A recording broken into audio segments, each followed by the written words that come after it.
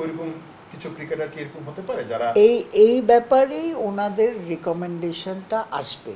আপনি যেভাবে বললেন আমাদেরও যখন ইন্টারনাল আলাপ হয়েছে তখন কথা এটাই। গুড নিউজ হচ্ছে আমাদের তিনজনই ক্রিকেটের ব্যাকগ্রাউন্ডের লোক। পুরনো এই মুহূর্তটাই কি তবে বিসিবি নির্বাচনের নতুন ছবি হতে যাচ্ছে? ভোটের মাঠে বর্তমান প্রেসিডেন্ট আমিনুল ইসলামের পাশে দাঁড়াচ্ছেন সাবেক প্রেসিডেন্ট ফারুক আহমেদ। শুনতে অবাক লাগলেও ফারুক আহমেদের কাছে তেমনটাই নাকি প্রস্তাব গেছে, যারা আমিনুল ইসলামকে বিসিবিতে জয়ী দেখতে চাইছে।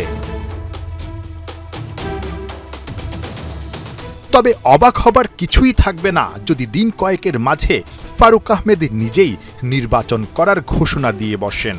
শেষ কথা বলতে যে কোনো কথাই নেই ভোটের মাঠে। নতুন করে আবার ফারুক ভাইয়ের নামও শুনছি, আপনি এরকম কোনো কিছু শুনেছেন কিনা? ক্রিকেটের তিনটা ক্যান্ডিডেট যদি ফারুক ভাই আসে, আমি জানি না যে ফারুক ভাইয়েরটা কতটা কনফার্ম। যদি হয় গুড নিউজ হচ্ছে আমাদের তিনজনই ক্রিকেটের ব্যাকগ্রাউন্ডের লোক ইন্টারেস্টেড।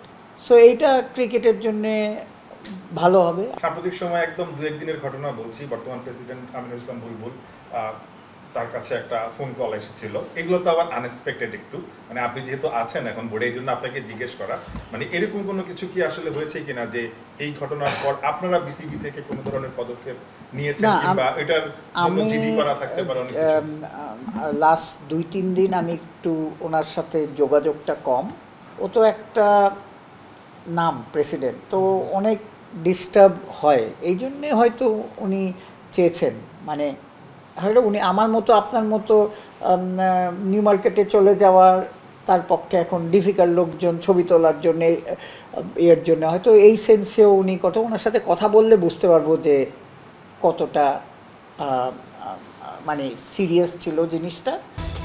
ফারুক আহমেদের সিদ্ধান্ত নিয়ে এখনও ধোঁয়াশা থাকলেও আমিনুল ইসলাম বুলবুল আর তামিম ইকবালকে ঘিরেই ইতিমধ্যে নির্বাচনের মাঠ উত্তাপ ছড়াচ্ছে। শনিবার 3 সদস্যের ইলেকশন কমিশনও ঘোষণা করেছে বর্তমান প্রেসিডেন্ট। কিন্তু প্রশ্ন উঠছে, বুলবুল নিজেই যখন ইলেকশন করবেন তখন তার ইলেকশন কমিশন ঘোষণা করার সিদ্ধান্ত কি কনফ্লিক্ট অফ ইন্টারেস্ট হবে?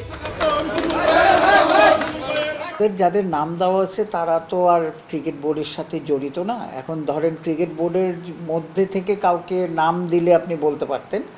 এখন কনফ্লিক্ট অফ ইন্টারেস্ট আমি দেখি না কোনো, যে যদি ওরকম হতো কারো ওনার পরিচিত লোক দিয়েছে, আমার মনে হয় না এরা কেউ ওনার নিজস্ব পরিচিত লোক। বিসিবি নির্বাচনের মাঝেই গরম খবর আসতে যাচ্ছে 8 সেপ্টেম্বর। বিপিএল এর ফিক্সিং নিয়ে ফ্যাক্ট ফাইন্ডিংস কমিটির দেয়া রিপোর্ট পর্যালোচনা করে রোববার পরবর্তী করণীয় ঠিক করবে 4 সদস্যের কমিটি, যেখানে আছেন বর্তমান 2 পরিচালক নাজমুল আবেদিন ফাহিম, স্বপন চৌধুরী আর 2 আইনজীবী। ইতিমধ্যেই সবশেষ বিপিএল এর একটা দলের ম্যানেজারের দায়িত্ব পালন করা জাতীয় দলের সাবেক ক্রিকেটারকে বাধ্যতামূলক ছুটিতে পাঠানো হয়েছে। শোনা যাচ্ছে আসন্ন এনসিএল টি20 টুর্নামেন্ট ঘিরে সন্দেহভাজন ক্রিকেটারদেরকেও খেলা থেকে দূরে রাখার সিদ্ধান্ত আসতে পারে। এরকম হতে পারে কিনা যে এনসিএল সামনে, এবং এনসিএল এর সময় আমরা দেখব যে যাদের ব্যাপারে অনেক হাই ফ্ল্যাগ যারা, তাদেরকে কোনো কারণে আসলে বিরত রাখা, যেটা বুলবুল বলেছিলেন যে ফর্মে সিগনেচার করে তারপর খেলতে হবে এনসিএল এ। সো ওইরকম কিছু ক্রিকেটার কি এরকম হতে পারে যারা এই ব্যাপারেই ওনাদের রিকমেন্ডেশনটা আসবে।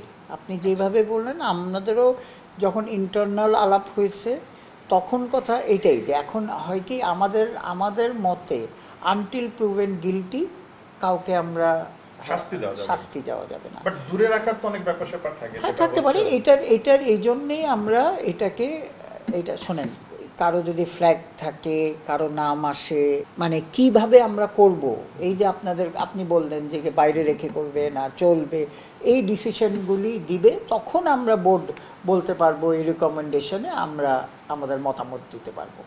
অনেক শঙ্কা আর নির্বাচনের উত্তাপের মাঝেই দেশের ক্রিকেটের জন্য বড় সুখবর। দেশের আম্পায়ারদের উজ্জ্বল ভবিষ্যৎ গড়ে দিতে 13 সেপ্টেম্বর ঢাকায় পা রাখছেন সাইমন টোফেল। নাহিয়ান বিন জসিম, ৭১।